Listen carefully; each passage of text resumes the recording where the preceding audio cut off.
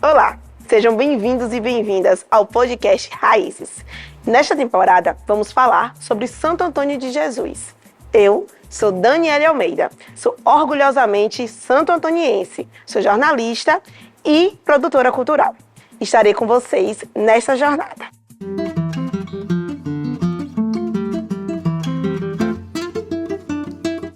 Bem, para quem está escutando, eu sou uma mulher negra de pele clara, tenho um cabelo black na altura dos ombros e olhos castanhos. Estou usando um conjunto de crochê de calça e blusa na cor marrom.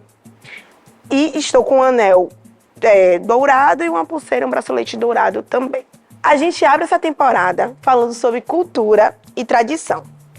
E antes de começar a gente entrar no nosso assunto, eu preciso falar que esse podcast ele é um financiamento do Governo Federal e o Ministério da Cultura via Lei Aldir Blanc, Prefeitura Municipal de Santo Antônio de Jesus, Secretaria de Cultura e Turismo e Juventude. Agora sim, podemos começar o nosso podcast. E como eu disse anteriormente, abrimos essa temporada falando sobre cultura do nosso município. E para esse papo gostoso, eu estou aqui recebendo no estúdio o cantor, músico, historiador, mestre de história, pesquisador e queridíssimo Sinho Bernardo. Sinho, seja muito bem-vindo ao nosso programa. Estamos muito felizes em tê-lo conosco hoje. Eu já agradeço o convite. Muito bom estar participando, a gente sempre fortalecendo esse lado cultural. Já fico muito feliz, né? Por estar nessa roda raiz aí. Por favor, faça a sua autodescrição. Eu sou um homem negro de 1,65 m, com cabelo black. Tô de óculos, lentes amarelas. Tô com uma roupa com influências africanas, bege.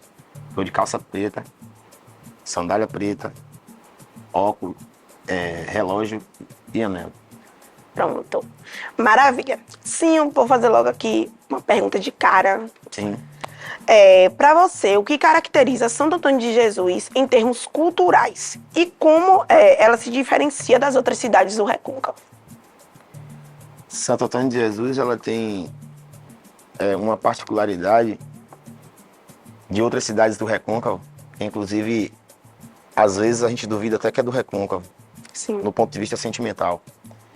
E para entender a profundidade de Santo Antônio de Jesus, você tem que ler essa cultura entre linhas, não é? Santo Antônio de Jesus, ela nasce daquela questão de relações econômicas e a partir disso ela permanece fortalecendo essa relação econômica sem deixar esse fortalecimento. Então precisa um pouco de sensibilidade para você ver isso, e é muito potente isso, principalmente dentro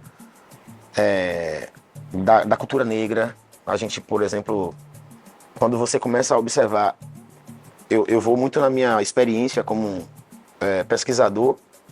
Ninguém olha Santo Antônio de Jesus com a representatividade de uma cidade do Recôncavo que carrega samba de roda. Uma coisa desse tipo. Sim. Por exemplo, o número de baianas que tem em Santo Antônio de Jesus são coisas que não está estampado de cara na denominação da cidade. E isso fala muito sobre... quando você vê a representatividade, fala muito do que não é, né? Quando você vê o conjunto da coisa, aquela coisa já diz o que ela é, e você começa a expressar o que ela também não é. E Santo Antônio de Jesus, ela não tem essa via de explicar quem ela é de cara. Santo Antônio de Jesus esconde muito esse ponto de vista cultural. Você é do Recôncavo. É uma das minhas inquietações em pesquisa, na música, é de saber que a gente está geograficamente em um lugar que é muito carregada, é uma cidade muito carregada dessa cultura, porém ela não exala essa coisa. É muito particular a cultura de Santo Antônio de Jesus. E você, o que você entende, assim, que caracteriza essa cultura particular de Santo Antônio? Eu divido muito desse sentimento também, né? Sim. Pra gente estar mais ao sul do Recôncavo, parece que a gente não pertence a esse território. Uhum. E aí, quando às vezes a gente pensa, muitas vezes a gente acaba pensando no Recôncavo, e principalmente em termos culturais, a gente só lembra ali do eixo Santa Amaro, Cachoeira, São Félix. Eu queria que você falasse de fato quais são essas características que demarcam Santo Antônio enquanto culturalmente, enquanto cultura, né? Quais são as características culturais de Santo Antônio de Jesus? Santo Antônio traz um São João muito forte, por exemplo. Santo Antônio traz um movimento de samba forte. O movimento de capoeira também de Santo Antônio de Jesus, eu acho que é um movimento muito forte. A questão da zona rural também. A zona rural de Santo Antônio de Jesus, ela fala muito. A gente precisa determinar Santo Antônio. Na minha primeira fala eu falei sobre entre linhas, por exemplo. Quando você vai na zona rural de Santo Antônio de Jesus, você consegue entender o que é Santo Antônio de Jesus dentro desse núcleo. Vai da agricultura, vai do movimento, vai da concepção de coletividade, por exemplo, que as pessoas têm na zona rural de Santo Antônio de Jesus. Então, acho que é isso, essa ligação cidade, a zona rural e toda essa cultura que eu te mencionei no início, né? São João, por exemplo, é uma das coisas mais fortes da cidade. Não tem como escapar, né? As quadrilhas, o São João. O nosso cartão né? postal. Você vive o junho todo com a festa do Santo Antônio e você vai seguindo. Depois tem o São Pedro. Então, o junho ficou com toda essa carga que externamente as pessoas veem em Santo Antônio de Jesus. Massa, massa demais. Então, minha próxima pergunta era, de fato, quais seriam as manifestações, né? Quais as nossas principais manifestações e nossas manifestações mais evidentes. A gente tem o São João, a gente tem a cultura, mas, às vezes, o que me inquieta muito também é que o São João não ter a nossa cara. Sim. Eu acho que falta muito da gente pensar um São João que represente mais Santo Antônio. E para além dele, né? Sim. Dessa representação cultural no nosso dia a dia. Então, quais seriam as nossas manifestações mais evidentes? Isso, como eu te falei antes, você vê que não tem a nossa cara, o São João, porque existe é muito massa, né? Você vê a galera com essa concepção do turismo muito em massa e a gente não tem, pra gente interpretar aonde está essa cultura, ela tá na entrelinha. Aí quando você fala o São João não tem a nossa cara, mas a gente vive um São João. Sim. Entre esse ar de coletividade, a gente vive, por exemplo, a gente dá pra pensar na gastronomia, por exemplo. Quem é que faz essas comidas de São João, né? Que tem a nossa cara. Quando as pessoas chegam, essas pessoas... o São João é uma coisa incrível que você... Eu comparo muito São João com o Natal. Né? O São João é uma coisa, você bebe, você come, e é muito esse espírito de você tratar a pessoa bem, né? As pessoas que chegam na cidade. E quando você fala o São João não tem a nossa cara, é bem o que eu falei também no início, sobre interpretar Santo Antônio entre linhas. É o São João e outras manifestações. Se você pegar, por exemplo, o aniversário da cidade, não tem a cara daquelas pessoas que fazem a cidade. Sim. Né? E o aniversário da cidade é uma expressão. Toda manifestação é uma expressão de você entender como é que funciona o lugar, entender como é a cultura do lugar, né? A partir de um ritmo, a partir de um movimento, enfim. Aí, essas características vai dizer como é o lugar. E Santo Antônio tem isso. Quando você vê um 7 de setembro, por exemplo, você sempre vai ver essas influências culturais afro-indígenas chegar no último lugar na fila. Né? 7 de setembro, o aniversário da cidade, você vai ver, como se fosse também hierarquicamente social, aquela fila, aquele desfile. E quando você vê a fila das pessoas passando em suas alas, você vê que os grupos que têm mais influências afro-indígenas, eles ficam por último. A capoeira, o pessoal da dança. Exatamente. E um outro ponto é que é visto muito como uma decoração, né? Alegorias. Muito como uma decoração, esse ponto de vista da cultura subalterna ali. Ela tá vista muito como decoração. Pronto, massa. Sim, a gente sabe que a cultura ela é capaz de construir uma identidade, né, de um povo, de um lugar. A gente já falou muito isso aqui na nossa entrevista, desde o início, de quanto que a cultura representa a gente, de quanto a cultura de Santo Antônio tem essa particularidade de ser uma cultura feita nas entrelinhas. E nesse aspecto, como você acredita, né, que essa cultura age em Santo Antônio, que essa cultura das entrelinhas estão ali. Você tem suas músicas, você tem a sua poesia, mas assim, eu queria entender como é que isso age. Você fala muito do samba de roda, e aí tem o samba de roda da Sapucaí, enfim. Sim. Por exemplo, quando eu fui convidado para participar do podcast Raízes, é uma posição de retirar essas entrelinhas, por exemplo, para compartilhar com outras pessoas outras coisas, porque, como eu falei, há elementos a partir da minha fala, da minha posição, o meu corpo. Acho que só uma ação dessa, por exemplo, já fala muito do que você está dizendo. Então as minhas músicas é pensar parecido com os raízes, entende? As pessoas que vão passar por aqui, a gente pensa em rede. Sim. Ainda que a gente não precisasse se conhecer. Mas você vê que é um movimento que entende isso e vai fazer uma reparação nesse acidente de identidade que a gente teve. A gente teve um acidente na identidade da cidade. Histórico, né? Então a gente vai começar a reparar isso para as pessoas entenderem quem elas são, no espaço e no tempo santo-antoniense. Porque tem muita gente que não se entende como santo-antoniense com essa carga cultural, afro-indígena, não entende Santo Antônio de Jesus como recôncavo. Né? Milton Santos vai falar muito aí sobre essa relação de política e geografia, e, enfim. E é por isso. Você chega na Sapucaia, você vai ter o samba de roda. Você chega no Tabocal, vai ter samba de roda. Você chega na Casaca de Ferro, tem samba de roda. Aí tem vários samba de roda que existiu em Santo Antônio de Jesus e que as pessoas não sabem. A gente fez também um registro do documentário e a gente começou a ouvir as pessoas e a gente ficou impressionado com a articulação que existia. E aí eu comecei a entender por que eu existia enquanto tocador do recôncavo, enquanto a pessoa que estava se preocupando. Então tinha um bonde grandão assim, trabalhando lá atrás para que eu existisse aqui com essa posição, com essa postura e tentando abraçar esse ponto de vista político para tentar equilibrar no máximo, né, fazer essa reparação de mentalidade coletiva, né? É uma reparação de mentalidade coletiva, porque Santo Antônio ela é admirável, Santo Antônio é bonita, porém você vê muita riqueza e toda vez que você vê riqueza, você tem que desconfiar que há muita pobreza do lado, né? Então acho que é isso.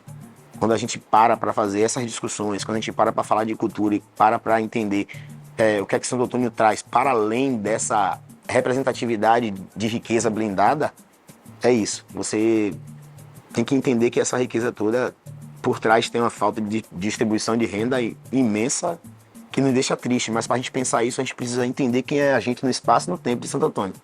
Não dá para pensar e sair distraidamente e ir para o trabalho, ir para a escola, enfim, chegar aqui e vir falar. A gente tem que passar fazendo essa análise, né? Sobretudo racial. Eu acho que Santo Antônio é isso. Santo Antônio eu acho que tem 74% talvez de não brancos. E já é algo, já é algo. A gente está falando dessa cultura, dessa busca, dessa preservação. E dentro aqui de Santo Antônio, a gente tem muitas tradições.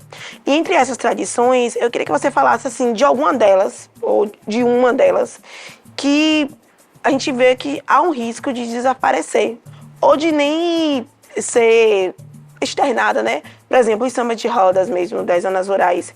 Você falou aí, mas eu não lembro qual foi a última vez, por exemplo, o aniversário da cidade, esteve ali presente um grupo de samba de roda que vem de uma localidade dessa. Então, assim, eu queria que você, nesse momento, falasse um pouco sobre isso, né? Sobre alguma tradição que tem esse risco de ser perdida e o que a gente pode fazer ou o que pode ser feito para preservá-la. Sim. O samba de roda é um dos elementos.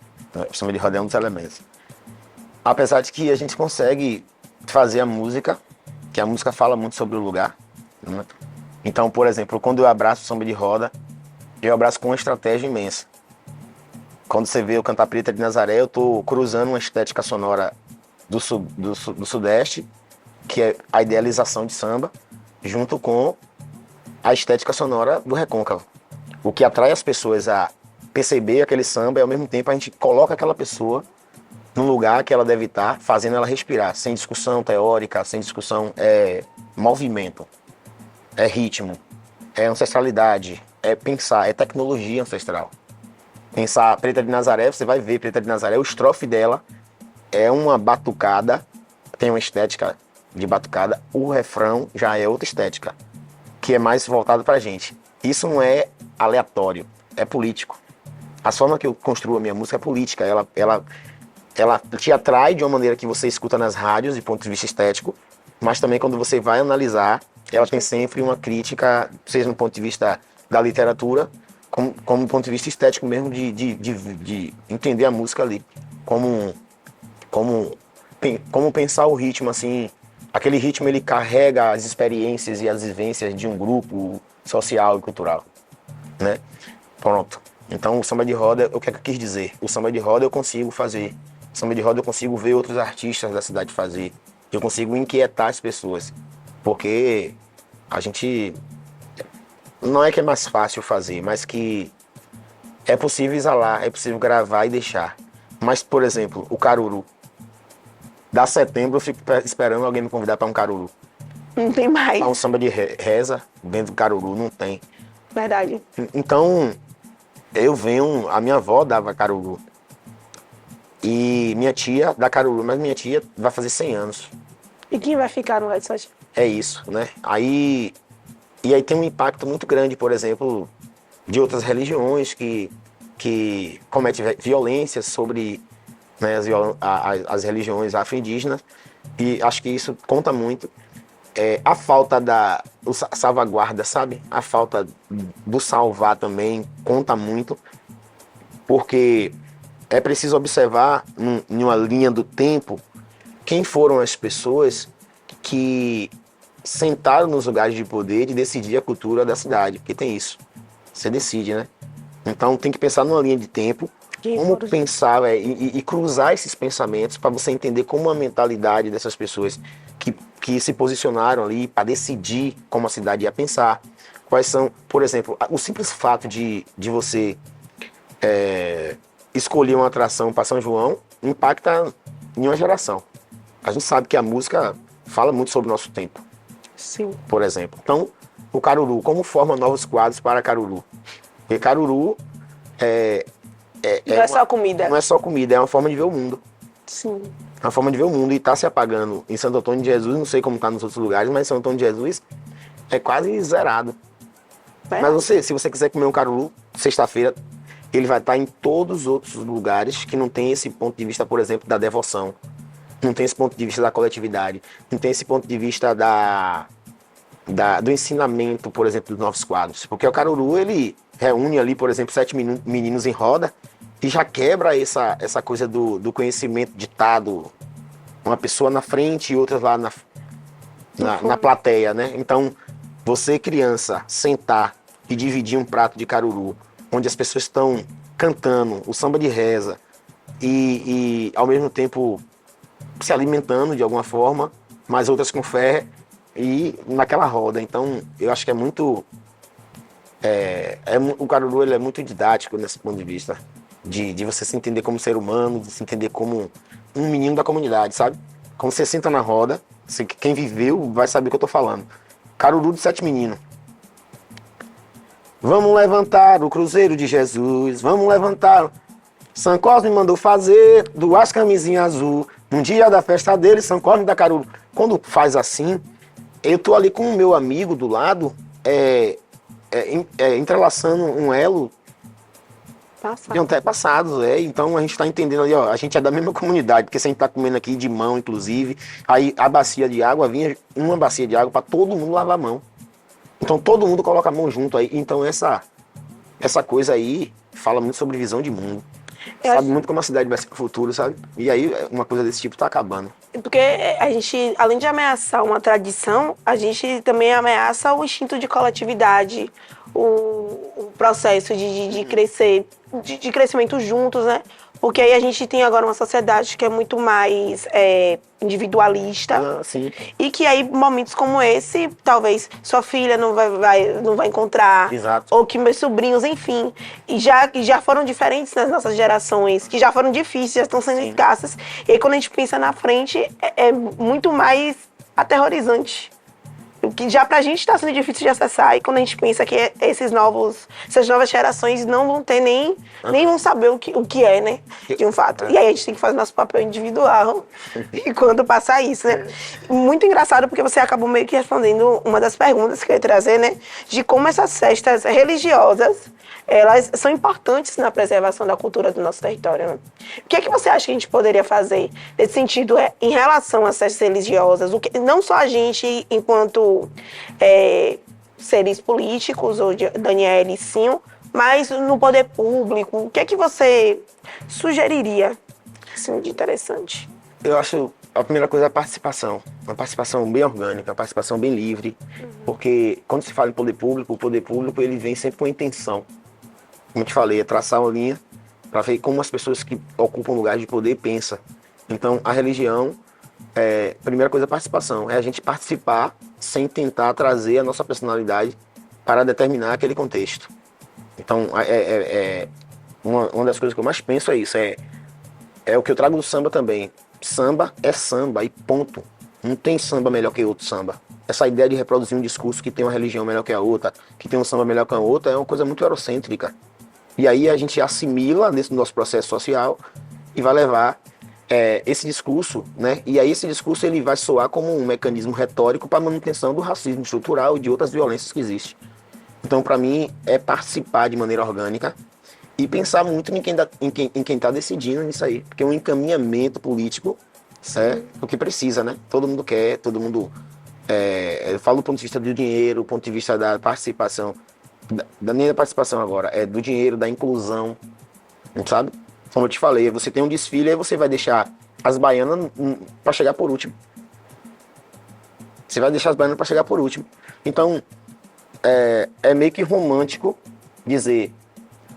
a capoeira tá vindo, as baianas estão vindo, as mães de santo estão vindo.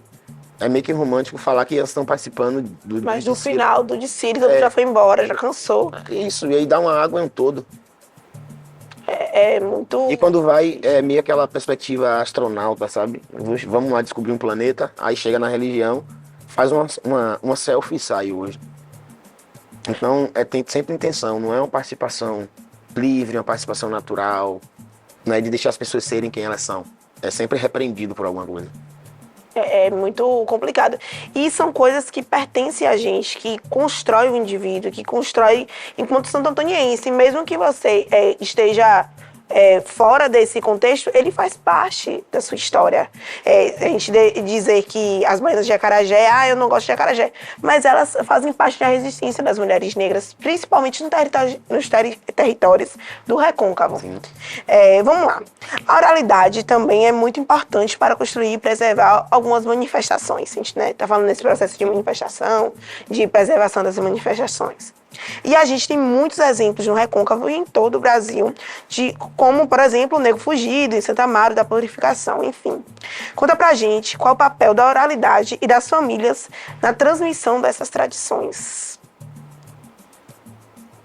Bom, eu acho que a oralidade de Santo Antônio de Jesus em específico, ou a oralidade do ponto de vista geral? Eu acho que Santo Antônio, mas também no ponto de vista geral, nesse processo da importância da oralidade, né? Da gente levar o nosso... A oralidade, eu acho que ela é um alicerce. É um alicerce. A oralidade é muito importante para a construção disso aqui que a gente está vivendo, mesmo que ainda há pouco, né? Essa cultura enfraquecida. Quando eu falo enfraquecida, a cultura subalterna, a cultura que é vista como a outra, né? Porque tem essa coisa da cultura universal e a outra. E a gente parece que está vivendo a outra cultura, né? Então a oralidade ela é um alicerce porque é uma tecnologia, né? Das populações afro-indígenas, inclusive. A gente não é muito dogmático, a gente não é muito de abrir o livro e vamos pesquisar no livro ali o que é. A partir de um tempo que a gente começou a fazer isso. Né? Documentar. A documentar, a partir de um tempo. Mas a oralidade é uma tecnologia nossa de pensar isso, eu acho que é muito importante. E tem uma coisa que é especial dessa oralidade, ela acaba, obviamente, sendo linguagem, né? E a gente tem muito... quando você começou a falar, quase que eu te peço, fala um pouco mais devagar. Mas eu não falei isso porque é também uma política minha deixar as coisas acontecerem de uma maneira mais natural possível. Então, você está no seu ritmo. Sim. E aí a gente tem isso, né? A linguagem, a nossa oralidade tem uma linguagem, e a nossa linguagem, ela tá num ritmo, e o nosso ritmo tá representando uma experiência, uma vivência. E aí, é essa naturalidade que eu acho que tem que viver. Eu posso falar, como eu falei, eu cantei uma música nesse instante aqui do Caruru. Eu posso falar assim, por exemplo, São Cosme,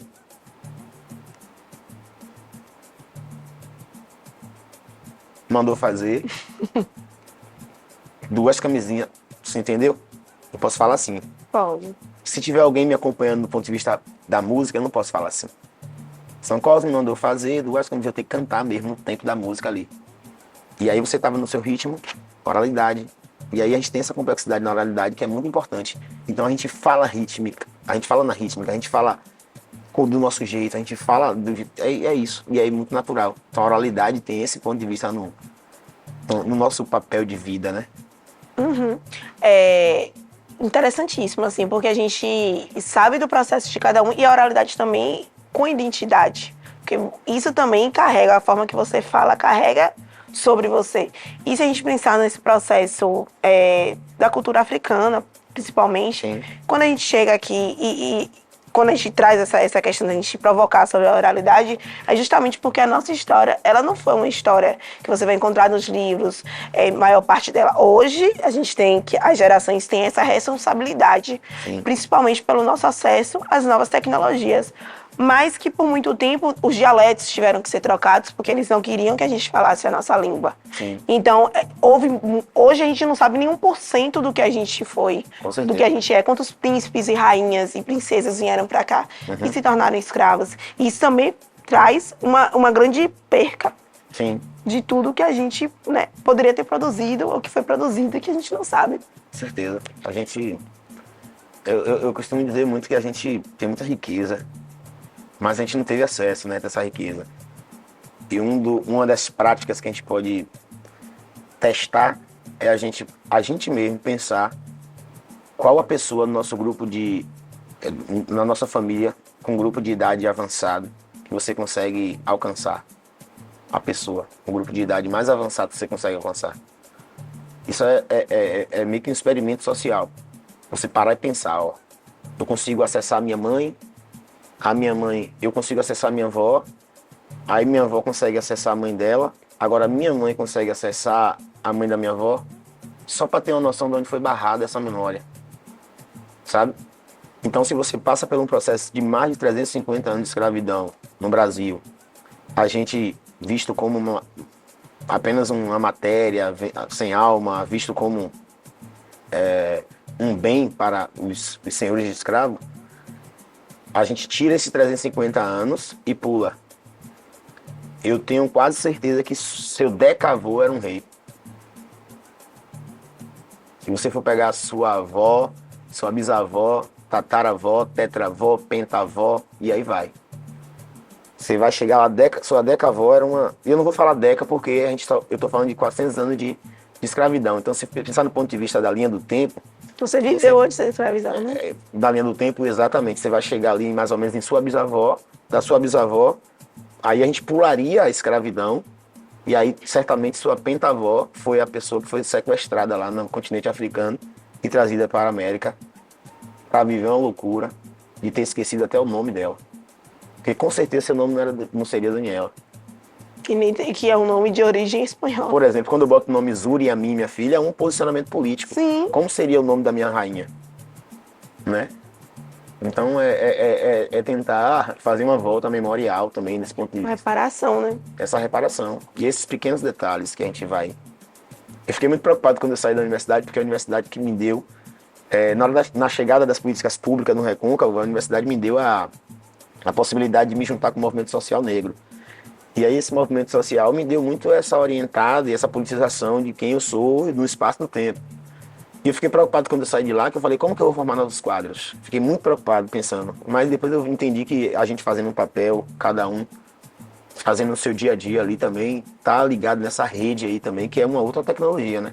Sim. É o Ubuntu, né? É outra tecnologia também. Com certeza. Gente, nosso papo tá muito gostoso. A gente tá quase ali chegando no final, né?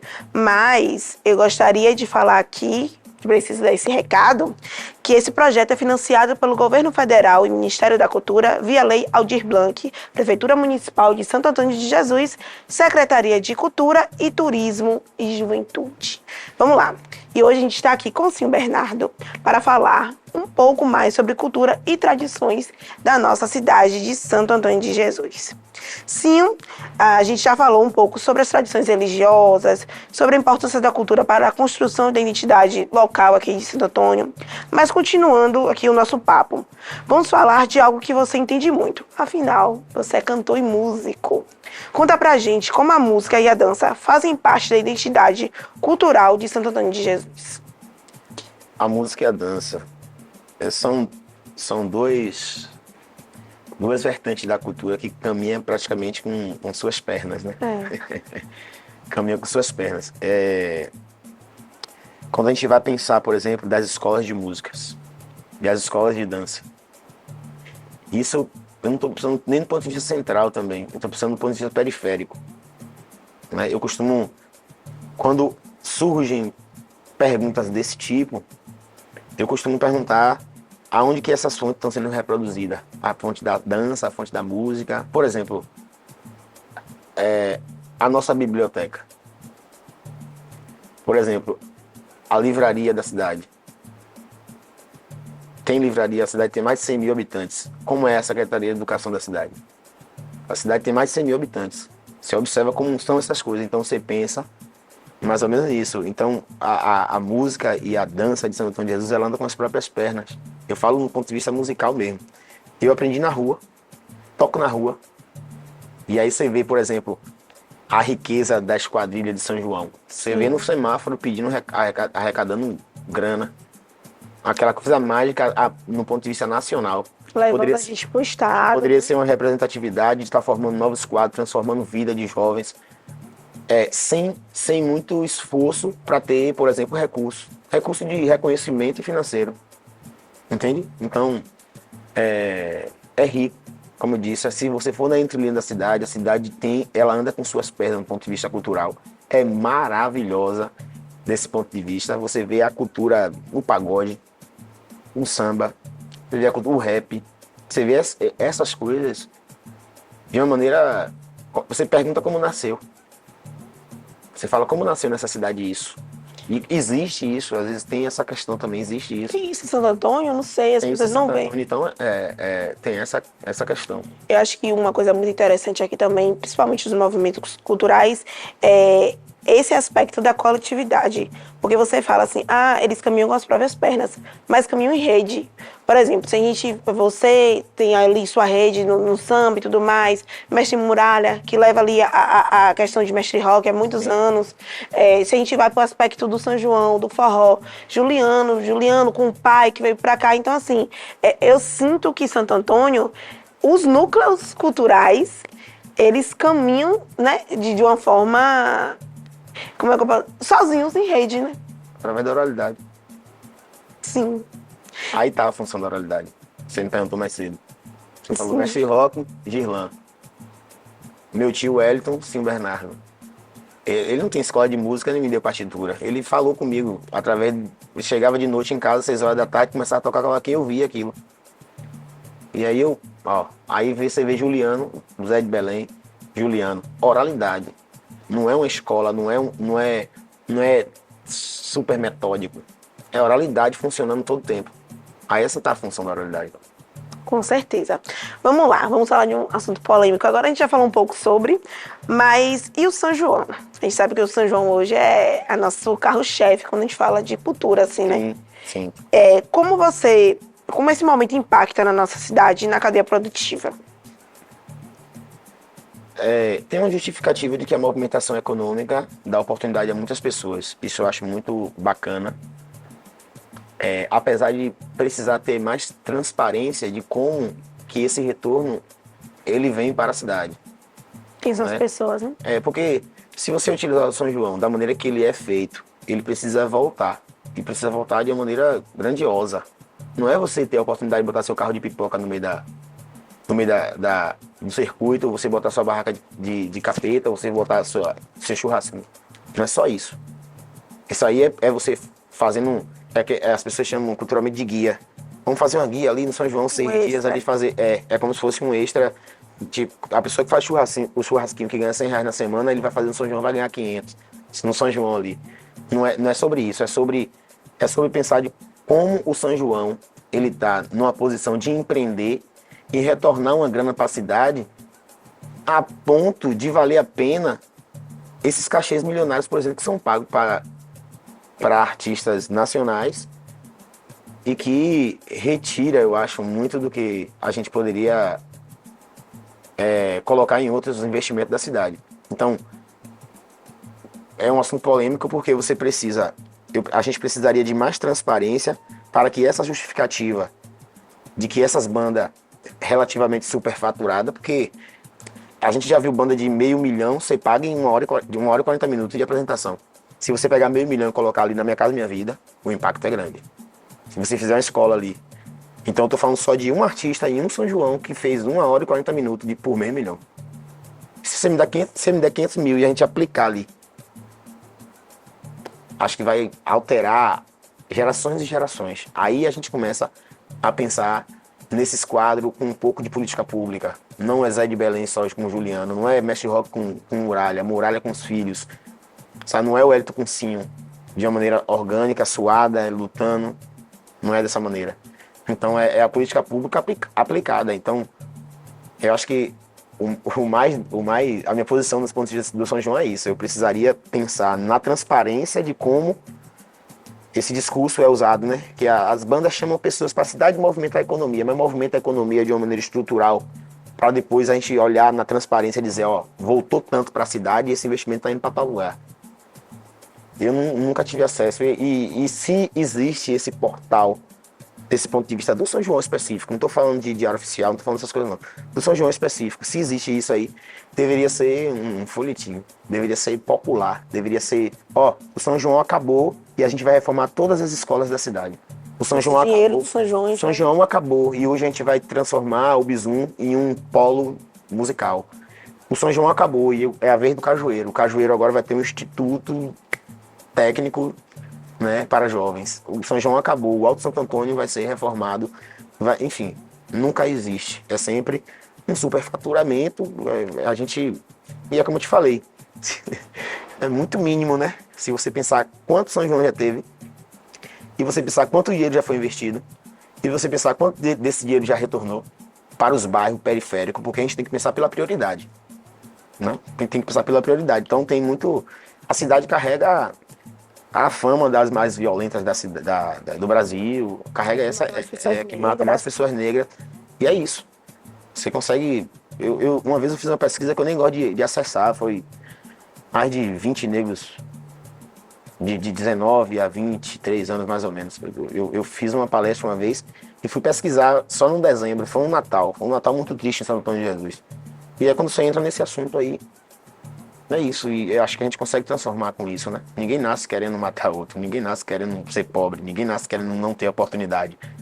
Então isso fala muito sobre como a mentalidade de quem decide sobre a cidade pensa. Não dá pra também ficar achando que isso é solto. Tem nome e sobrenome a culpa desse caos. Tem que traçar historicamente e pensar ali. Quem foi que decidiu? Né? Então é uma responsabilidade se assumir os cargos, né? É interessante que você faça isso. Você vai analisar porque a cidade tem esse problema enorme. Aí você vai analisar nome e sobrenome. Tá lá, na história, nas fontes, nos arquivos. Não é só que Santo Antônio é uma cidade ruim culturalmente. Não é ruim culturalmente. Santo Antônio... ela é desvalorizada. É desvalorizada, mas vamos pegar os nomes e sobrenomes que passaram por essa desvalorização. Não dá para culpabilizar a cidade do ponto de vista coletivo, geral. As pessoas decidiram, muito mais anos, mais de 100 anos de cidade. Mais de 100 anos de cidade. Então, há nome e sobrenome que passa por ali e não dá oportunidade para as pessoas, não produz, né? A gente, voltando a falar do São João, tem um questionamento aqui muito interessante, que é sobre os turistas. Você acha que essa exploração turística da cidade, principalmente nesse período, gera um esvaziamento, ou você acha que é importante ali na valorização? E o que poderia ser feito, né, para ver uma preservação, se há um esvaziamento? Eu acho que é importante. É importante porque o São João ele apresenta outras dimensões da cidade. Uhum. É importante. Tem gente que vem aqui pro São João, quando vê, já tá dentro da cidade já. Tá na feira. Já tá na feira, tá fazendo... Então é muito importante atrair as pessoas, desse ponto de vista cultural e econômico, principalmente. É muito importante. E a preservação disso aí, a gente falou muito antes também, né? Uhum. É pensar como que essas pessoas que não têm oportunidade tenha essa política pública aplicada para receber essas pessoas, por exemplo, do São João e de fato ter impacto. E até às vezes, assim, bandas locais mesmo. Eu trabalho ali, né, entrevistando as bandas na época do São João, e eu vejo quantas bandas que cantam nos bares, assim, nas sextas, nas quintas, e tem a oportunidade de subir no palco principal, né? Isso. Como artista mesmo, Que é um momento importante. eu não sou da vertente do forró, que é uma coisa muito veemente no São João. Mas como artista, se você parar para observar, a gente precisa provar que é artista em muitos momentos. A gente precisa provar que é artista em muitos momentos, porque para fazer uma apresentação no São João, do ponto de vista burocrático, por exemplo, é enorme. Só que você tem que pensar que a gente faz todo final de semana. Imagine, eu tenho mais de 15 anos de música na cidade, todo final de semana eu toco. Aí eu, isoladamente como artista, imagine quanta circularidade eu fiz. Aí eu volto de novo para aquela discussão. A gente vai fazer um São João com tal atração porque vai movimentar a economia. E quem tem 15 anos movimentando a economia todo final de semana? Enchendo os bares e tudo mais. É isso. E não tem uma ferramenta uma ferramenta que traz um investimento que você pode, por exemplo, formar novos quadros e não andar com a própria perna. Porque a gente luta para conservar a coisa e luta para sobreviver ainda, né? Do ponto de vista artístico. Pronto. Sim, a gente está chegando aqui pro final. Eu vou fazer uma última pergunta e depois eu vou pedir para você pegar seu instrumento e cantar uma música específica que eu acho que combina muito com o nosso podcast Raízes.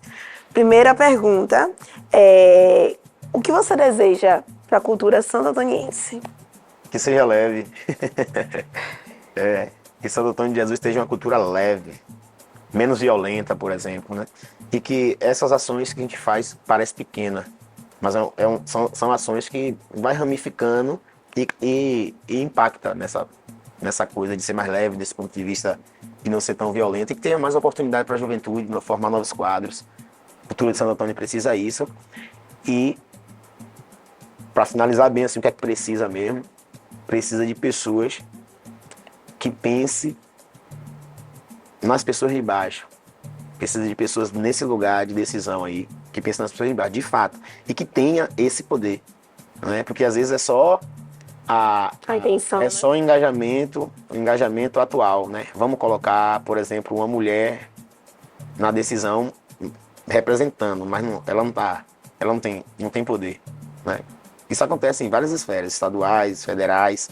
E vamos colocar um negro na pasta, mas não... Alegoria, só para mostrar que vai ter inclusão. Exatamente, mas não tem decisão, né? Você vai colocar um negro e vai ter decisão? Ele vai dizer para onde vai aquilo? Você vai colocar uma mulher e ela vai dizer para onde vai aquilo? Ou ela vai só assinar, ou ela vai só... o protocolo, né? Ela vai fazer isso. Então, tem que dar essa cutucada, porque não pode ficar natural. Não é natural. Os nossos problemas não são naturais. Tem nome e sobrenome. Quem fez isso ódio para nos confundir. Como diz, um bicho está voltando. Vamos lá. Antes da gente finalizar o nosso podcast, né, esse episódio com o Sinho, falando sobre as culturas e tradições de Santo Antônio, queria pedir para você tocar Da Boa Vista, dá para ver a Sapucaia, que eu acho que tem muito a ver com o nosso clima. Da Boa Vista dá pra ver a Sapucaia. Da Sapucaia dá pra ver a Boa Vista. Da Boa Vista dá pra ver a Sapucaia. Da Sapucaia dá pra ver a Boa Vista. A gente vai pela Maria Preta, vai pela Maria Preta, vai pela Maria Preta, vai pela Maria Preta, a gente vai pela Maria Preta, vai pela Maria Preta, a gente vai pela Maria Preta, vai pela Maria Preta. Da Boa Vista dá pra ver a Sapucaia. Obrigado, Sinho, por ter aceitado o nosso convite. Foi um prazer tê-lo aqui com a gente hoje, bater esse papo maravilhoso com a gente. Suas considerações finais, fique à vontade. Primeiro, agradecer a todos vocês, Eu fico feliz por essas pontes, né? Eu disse, a gente está em rede, mas precisa